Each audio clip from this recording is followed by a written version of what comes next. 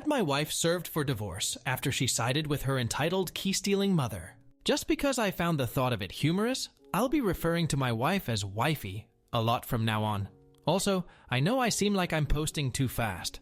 But remember, this originally started around 10 days ago, and I've not wasted time in getting the divorce started. I also apologize for the length of this post, as I could not keep it short. It really didn't take me long to find and hire a divorce lawyer. And she's mean. Yes, my lawyer is a woman. And she seems pretty good at her job. She asked me a couple of times if I was really sure I wanted to do this. But once I explained my full story to her and showed some evidence, she agreed with me when I said I wanted to start ASAP. So she got the ball rolling. Oh, this divorce is going to cost me, but I don't care. I'll rebuild my savings later as a free man. I didn't even want to rent the house I'm currently living in anyway. Wifey pushed for that. I'd have been happy staying in our old apartment we used to share until we could have actually afforded to buy a house together instead. But that's obviously never happening. I'll be paying a lot less for an apartment once we separate. Before coming home, Wifey spent some time at a cheap motel when she bailed her mother out of jail, and she even threatened to call police on me when I went to see her there. I changed the locks with my landlord's permission while Wifey was still away, and sent her a text saying I'd done so. But I guess she'd not bothered to look since she never responded. So upon returning home, she ended up pounding on the door and screaming at me to let her in. I just watched her through the doorbell cam and let her keep it up for a while before she finally got on her phone to call me.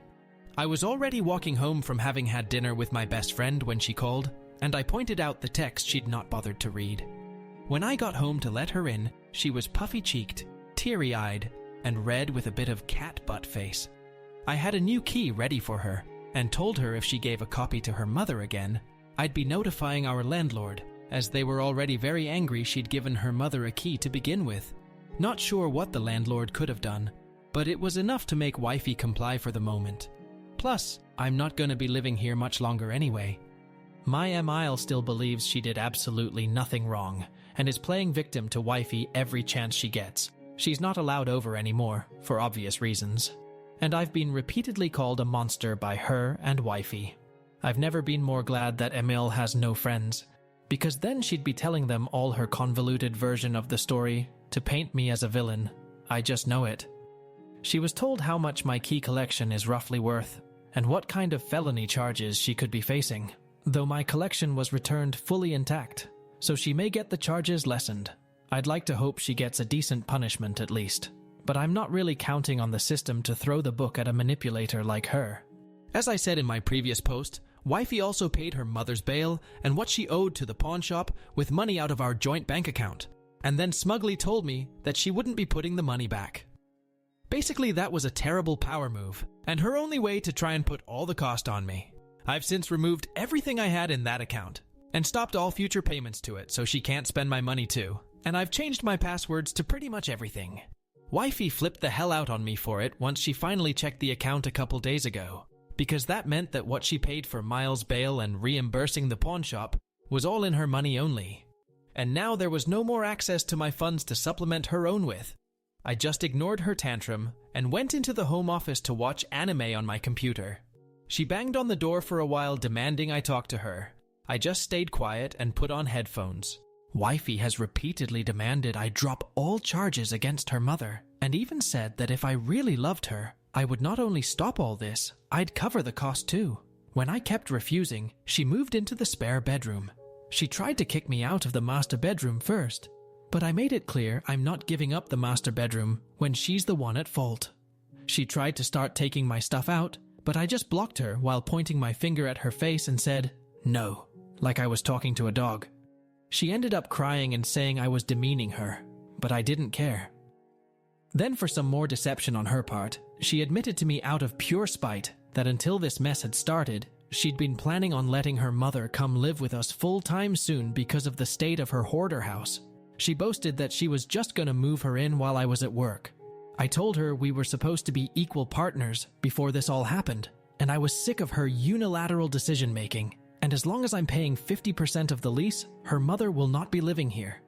And if she tried, I'd throw all her mother's stuff out immediately.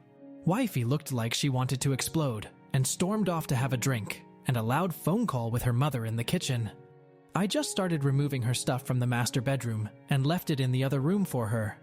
I've put a new lock on the door to the master bedroom too. I had wifey served at her job, which she said really embarrassed her in front of her colleagues, and she flipped out on me again once she got home. Apparently, she didn't take my threats of divorce seriously until those papers were actually in her hands. She said I couldn't do this, but I told her I was done.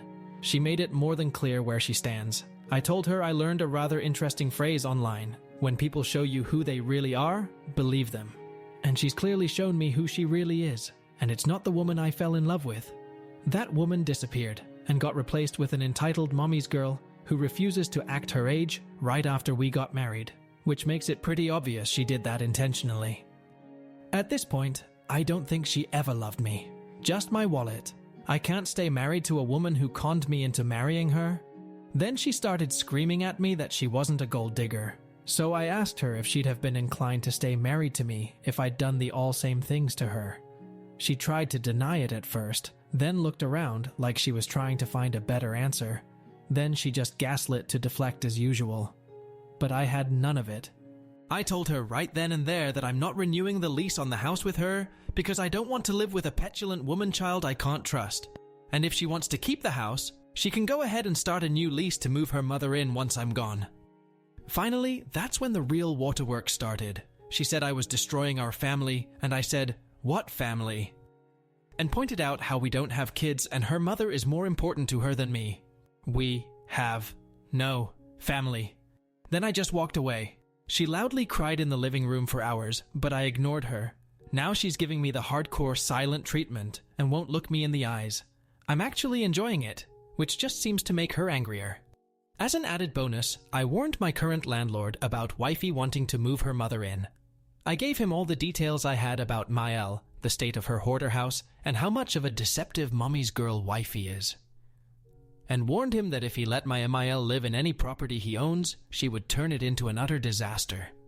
He thanked me for telling him, and is now not going to let wifey renew the lease on her own if she tries.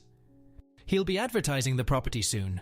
Wifely has no idea yet, and likely would have only just barely been able to afford the house with her mother's help anyway. One more thing. Yesterday, someone warned me to take my name off the joint bank account entirely, so I would not be on the hook for any overdraft. I took that to heart and went to the bank to get it done. Only took a few minutes to do it, and the bank is 10 minutes away by car. All good now. I've been working from home lately, so I had the time. All statements from the account were already printed and given to my lawyer too, so I can wash my hands of it.